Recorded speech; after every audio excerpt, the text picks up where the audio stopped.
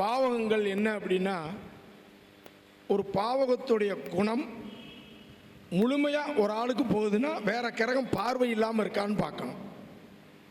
இப்போ 4ஆம் இடம்ங்கிறது பூமி மனை வாகனம். இது போய் தந்தை ஸ்தானத்தை பார்க்குதுன்னு வச்சுக்கோங்க. அப்பாவுக்கு பூமி மனை வாகனம் உண்டு. புரிஞ்சாங்க?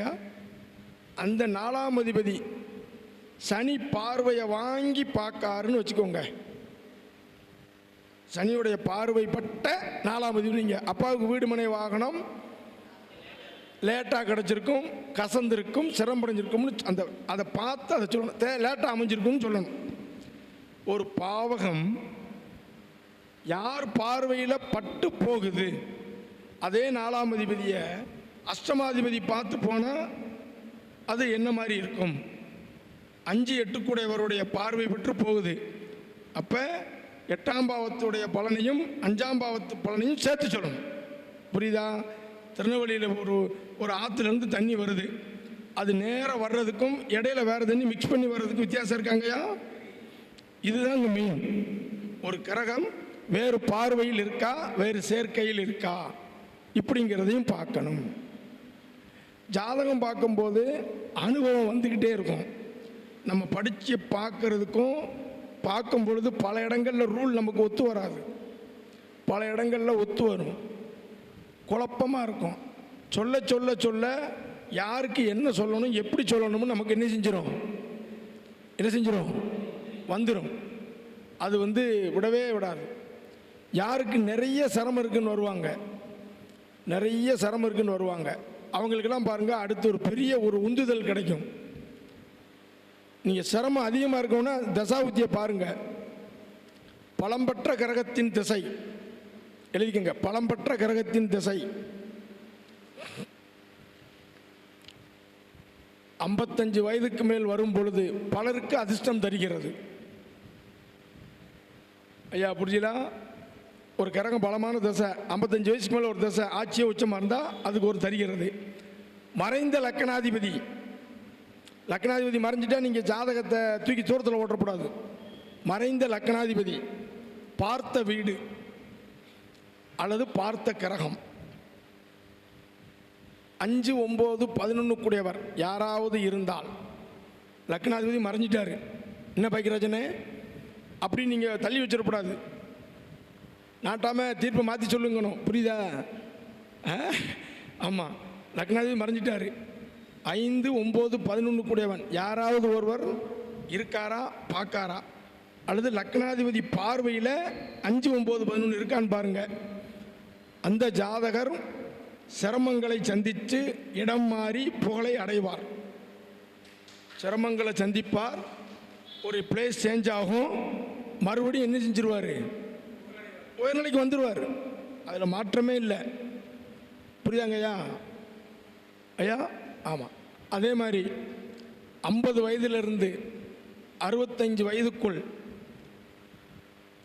50 to 65 வயதுக்குள் நடக்கும் திசை பெரும்பாலும் நன்மை செய்கிறது. 75% போட்டுக்கோங்க, ஏதாவது 10% முன்பின் இருக்கலாம். பெரும்பாலும் நன்மை செய்கிறது. அது யாராக இருந்தாலும் சரி. ஐயா புரிஞ்சதா? யோகாதிபதி திசை, அடுத்து யோகாதிபதி திசை 5, 9, 11 கூடியவனாக இருந்து, அதுதான் யோகாதிபதி 5, 9 ரைட்டாங்கய்யா இருந்து கட்டாங்கய்யா இருந்து திசை நடத்தும் பொழுது பலருக்கு நல்ல பலன் தெரிகிறது. 5, 9, 11 கூடியவர் தசை, யோகாதிபதி தசை பலருக்கு நன்மை தெரிகிறது. 80% போட்டுக்கோங்க. போட்டீங்களாங்கய்யா? 6வது திசை, 6வது திசை நான் வயசு எப்படி எங்கே வந்துருங்கய்யா? யாராவது சொல்லுங்கய்யா பார்ப்போம். ஏதாவது ஜோசியம் படித்தவங்கள்ட்ட கேட்கலாம். 45க்கு மேலே 50க்கு மேலே தான் வரும். 6வது திசை நடக்கும் பொழுது இதெல்லாம் சூச்சமங்கையா. 6வது திசை நடக்கும் பொழுது லக்கணப்படி 6க்குடையவன் பலம் பெற்றாலும், லக்கணப்படி 6க்குடையவன் பலம் பெற்றாலும், ரைட்டா, 6ஆம் அதிபதி 5, 9க்கு தொடர்பு கொண்டாலும் அந்த திசை சிறப்பாக இருக்கும்.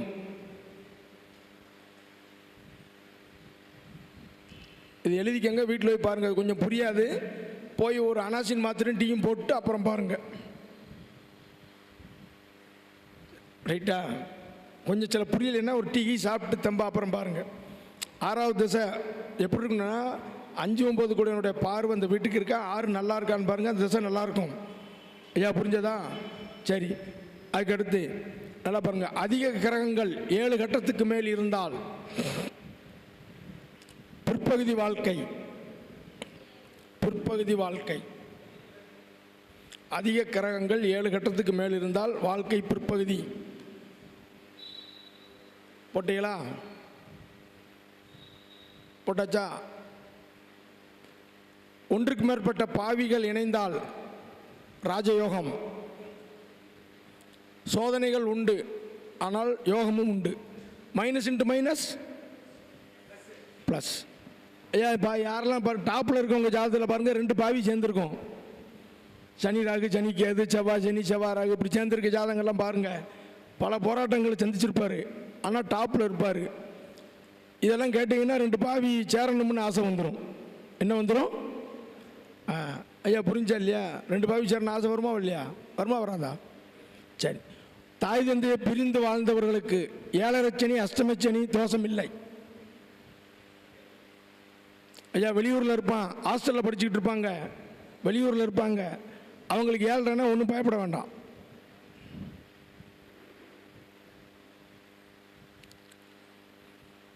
ஓகேவா? ரைட். இதான் வந்தவருக்கு 10 பாயிண்ட் கிடைச்சதா? புதன் சனி இணைவுக்கு 10 பாயிண்ட் கிடைச்சதா? பார்த்தா சொல்லிடுவீங்களா? சரி. இப்போ தாய் தந்தையை பிரிஞ்சு வாழ்கிறவங்க, ஹாஸ்டலில் படிக்கிறவங்க, ஃபாரினில் இருக்கிறவங்களுக்கெல்லாம் 7.5 சனி, அஷ்டமச்சனி ஒன்றும் செய்யாது. ஆல்ரெடி பிரித்து விட்டுருச்சுல்ல. ஐயா உறவுகளை பிரிக்க தான் 7.5 சனி. எனக்கு அம்மா இல்லை சார், ஒன்றும் செய்யாது. எனக்கு அப்பா இல்லை சார், ஒன்றும் செய்யாது. படிக்கிற காலத்தில் ஹாஸ்டலில் இருக்க 7.5 சனி ஒன்றும் செய்யாது. வெளிநாட்டில் இருக்கேன், ஒன்றுமே செய்யாது. அவங்களுக்கெல்லாம் 7.5 சனி, அஷ்டமச்சனின்னு பயப்பட வேண்டாம். ஐயா புரிஞ்சா இல்லையா? நீங்கள் ஜாதகத்தை பார்த்தே பயப்பட வேண்டாம். ஐயா வந்தோன்னே வாங்க உட்காருங்க, லக்கணாதிபதி 7ல் வெரி குட், 4ல் குரு வெரி குட், அப்படி சொல்லி பழகுங்க. என்னன்னாச்சு? ராகு நல்லா இருக்கான்னு பார்க்கணும். நல்லா இருந்தால் +2 வரைக்கும் அவனுக்கு தடையே வராது. ராகு நல்லா இருந்தால் எத்தனை வரைக்கும் தடை இருக்காது. குரு பாதிச்சா 10க்குள்ளே ஒன்று படிப்பு சுமாராக இருக்கும், அது தடையை தரும். யாரும் 10க்குள்ளே பாதிச்சவங்க இருக்கீங்களா? என்னம்மா குரு உங்களுக்கு எப்படி இருக்காரு? 3ல் மறைஞ்சிருக்காரு. பார்த்தீங்களா? 3வது பண்ணல பாவி தொடர்பில். குருவுக்கு 2ல் சனி இருக்காயா? குருவுக்கு 2ல் சனி இருக்கா? ஆமாம், கரெக்டா? எல்லாம் சரி. ஏன்னா குரு எத்தனை வருஷம்? 16. சரியா? அது 16 வயசில் என்ன பாடம் நம்ம படிப்போம்? அவ்வளோதான். 18 வரும்போது என்ன பாடம் படிப்போம்? +1 +2 18 வயசு. ராகு எத்தனை வருஷம்? எப்படி இருக்கு? ஆமாம் சார், ரொம்ப ஈஸி. பாம்பை பிடிச்சி பலனை சொல்லணும்னு ஒன்று இருக்கு. பாம்பை பிடிச்சி பலனை சொல்லணும்னு இருக்கு. ஜோசியம் என்கிட்ட பார்க்கும்போதே பாருங்க, நிறைய பேர் சந்தோஷமாக பார்ப்பாங்க. எவ்வளோ கவலையாக வந்தாலும் என்னாச்சு, ஒரு ஆள் 2 வீலரில் வந்தவர் போகும்போது நடந்து போயிட்டார். சார் வண்டி இருக்குன்னு. ஐயோ இந்த ஆர்வத்தில் ஐயோ அடுத்த ஆடி எப்போ வரும் அப்படின்ட்டு விறுவிறு நடந்துட்டார். நீங்கள் சந்தோஷமாக சொல்லுங்கள், அந்த வீட்டில் காலண்டர் சர்ன்னு கிழியும். வர்ற 3 மாதம் பொறுத்துக்கொண்டா 3 மாதம் எப்போ வரும் கிழிச்சிக்கிட்டே இருப்பான். அண்ணாச்சி இன்னும் 2 வருஷம் கஷ்டம்னா காலண்டர் அதே 2025 தான் இருக்கும், கிழிக்க மனசே வராது. கரெக்டா? ஆமாம், காலங்கள் போய்கிட்டே இருக்கு. நல்லா கற்றுக்கோங்க. சோதனத்துக்கு நல்ல ஒரு மதிப்பு மரியாதையும் ஏறிக்கிட்டே இருக்கு. நம்மளும் அந்த மதிப்பு மரியாதையை ஏற்றணும். ரைட்டாங்கய்யா? அப்படின்னு சொல்லி விடைபெறுகிறேன். நன்றி, வணக்கம். இந்த எதுவும் உங்களுக்கு எங்கள் வகுப்பு தொடர்பு நம்பர் வேணா எழுதிக்கிறீங்களா? ஏமா கொடுக்குவா நம்பரு? கொடுக்குவா? சரி, 9894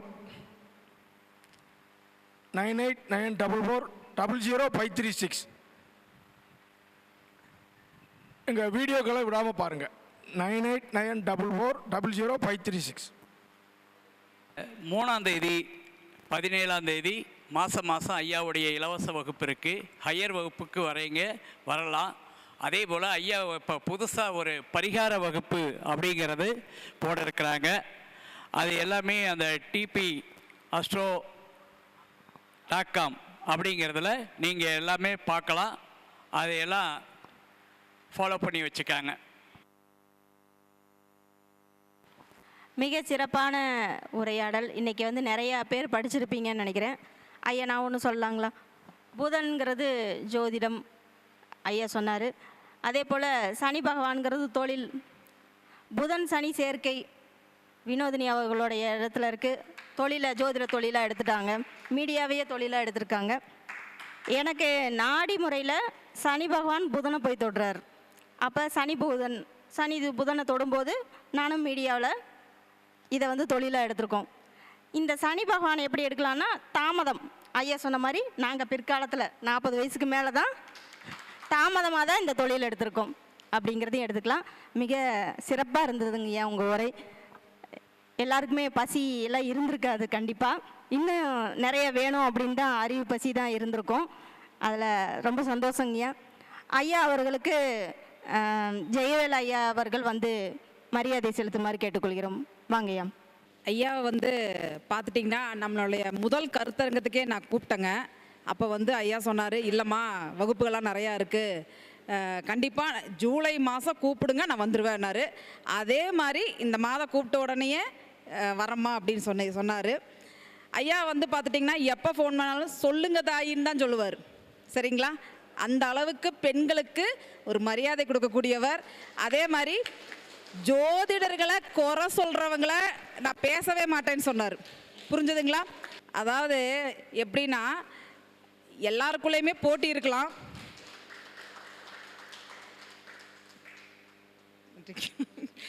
எல்லாருக்குள்ளேயுமே போட்டி இருக்கலாம், ஆனால் வந்து குறை சொல்லக்கூடாது. இல்லைங்களா? ஒருத்தருக்கு ஒருத்தர் நம்ம சப்போர்ட்டாக தான் இருக்கணும். அது குடும்பத்துலேனாலும் சரி, இல்லை சமுதாயத்துலேனாலும் சரி. ஐயா வந்து சொன்னது வந்து எல்லாருக்குமே ஒரு விழிப்புணர்வாக இருக்கும். ஐயா வந்து என்னோட அழைப்பை ஏற்று நம்மளுக்கு வந்து ஒரு அற்புதமான ஒரு உரை கொடுத்தாரு. ரொம்ப ஐயாவுக்கு மனமார்ந்த நன்றிகளை நான் தெரிவிச்சுக்கிறேன். நன்றிங்க ஐயா.